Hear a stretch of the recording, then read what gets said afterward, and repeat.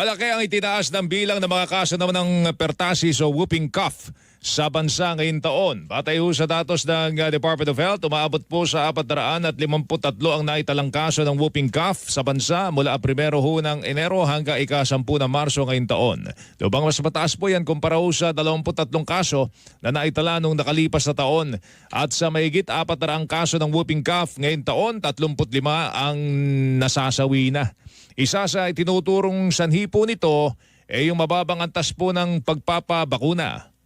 Maliban sa bumaba yung pagbabakuna, nakalimutan, tinamad, o kaya naman ay ayaw magpabakuna ni mami sa mga baby po nila.